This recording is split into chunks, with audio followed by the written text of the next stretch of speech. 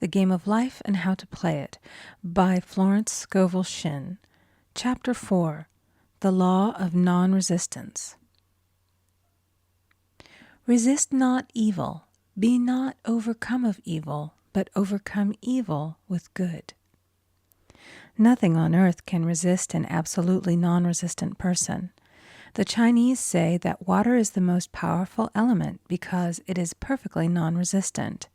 It can wear away a rock and sleep away all before it.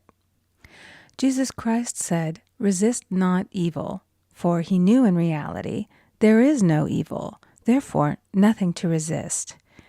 Evil has come of man's vain imagination, or a belief in two powers, good and evil. There is an old legend that Adam and Eve ate of Maya, the tree of illusion, and saw two powers instead of one power, God. Therefore, evil is a false law man has made for himself through psychoma or soul sleep. Soul sleep means that man's soul has been hypnotized by the race belief of sin, sickness, and death, etc., which is carnal or mortal thought, and his affairs have outpictured his illusions. We have read in a preceding chapter that man's soul is his subconscious mind, and whatever he feels deeply, good or bad, is outpictured by that faithful servant. His body and affairs show forth what he has been picturing. The sick man has pictured sickness, the poor man poverty, the rich man wealth. Young people often say, "Why does a little child attract illness when it is too young to even know what it means?" I answer that children are sensitive and receptive to the thoughts of others about them and often outpicture the fears of their parents. I heard a metaphysician once say, "If you do not run your subconscious mind yourself, someone else will run it for you."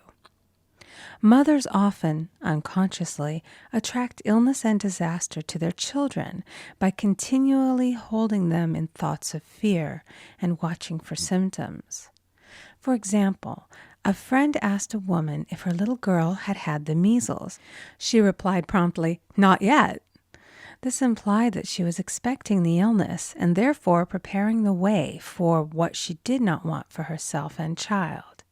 However, the man who is centered and established in his right thinking, the man who sends out only goodwill to his fellow man, and who is without fear, cannot be touched or influenced by the negative thoughts of others. In fact, he could then receive only good thoughts, as he himself sends forth only good thoughts. Resistance is hell, for it places man in a state of torment. A metaphysician once gave me a wonderful recipe for taking every trick in the game of life. It is the acme of non-resistance. He gave it in this way. At one time in my life, I baptized children, and of course they had many names. Now I no longer baptize children, but I baptize events. But I give every event the same name. If I have a failure, I baptize it success, in the name of the Father and of the Son and of the Holy Ghost. In this we see the great law of transmutation, founded on non-resistance. Through his spoken word, every failure was transmuted into success. For example, a woman who required money, who knew the spiritual law of opulence, was thrown continually in a business way with a man who made her feel very poor. He talked lack and limitation, and she commenced to catch his poverty thoughts. So she disliked him and blamed him for her failure. She knew in order to demonstrate her supply, she must first feel that she had received. A feeling of opulence must precede its manifestation. It dawned upon her one day that she was resisting the situation and seeing two powers instead of one. So she blessed the man and baptized the situation. "Success," she affirmed. As there is only one power, God, this man is here for my good and my prosperity, just what he did not seem to be there for. Soon after that, she met, through this man, a woman who gave her, for a service rendered, several $1,000s, and the man moved to a distant city and faded harmoniously from her life. Make the statement, "Every man is a golden link in the chain of my good, for all men are God in manifestation, awaiting the opportunity given by man himself to serve the divine plan of his life. Bless your enemy, and you rob him of his ammunition. His arrows will be transmuted into blessings." This law is true of nations as well as individuals. Bless a nation, send love and goodwill to every inhabitant, and it is robbed of its power to harm. Man can only get the right idea of non-resistance through spiritual understanding. My students have often said, "I don't want to be a doormat." I reply, when you use non-resistance with wisdom, no one will ever be able to walk over you. Another example.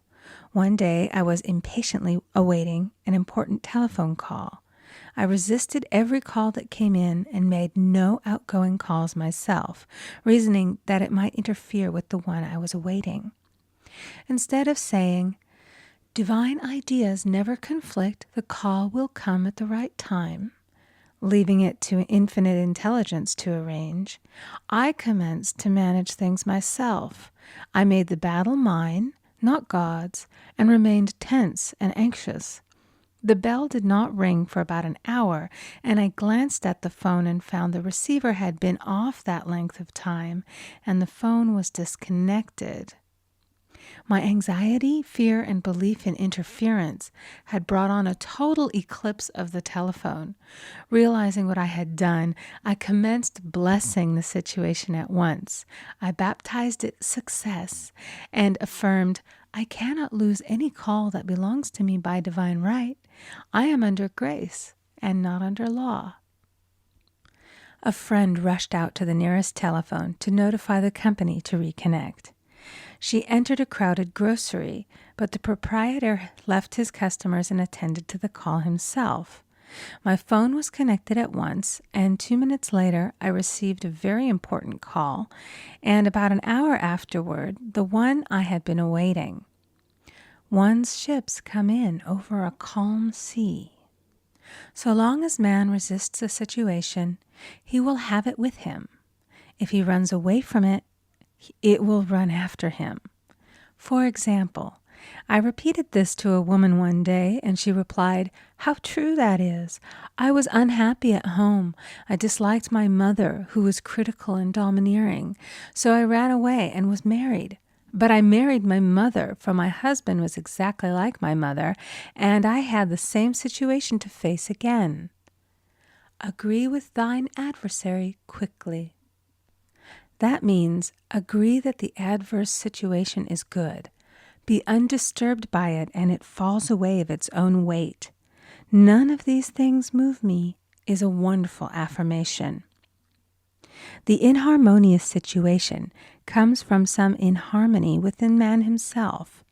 When there is in him no emotional response to an inharmonious situation, it fades away forever from his pathway. So we see man's work is ever with himself. People have said to me, "Give treatments to change my husband or my brother." I reply, "No, I will give treatments to change you. When you change, your husband and your brother will change." One of my students was in the habit of lying. I told her it was a failure method, and if she lied, she would be lied to. She replied, "I don't care. I can't possibly get along without lying." One day she was speaking on the phone to a man with whom she was very much in love. She turned to me and said, "I don't trust him. I know he's lying to me." I replied, "Well, you lie yourself, so someone has to lie to you, and you will be sure it will be just the person you want the truth of." Sometime after that I saw her, and she said, "I'm cured of lying." I questioned, "What cured you?" She replied, "I've been living with a woman who lied worse than I did." One is often cured of his faults by seeing them in others. Life is a mirror, and we find only ourselves reflected in our associates. Living in the past is a failure method and a violation of spiritual law. Jesus Christ said, "Behold, now is the accepted time. Now is the day of salvation."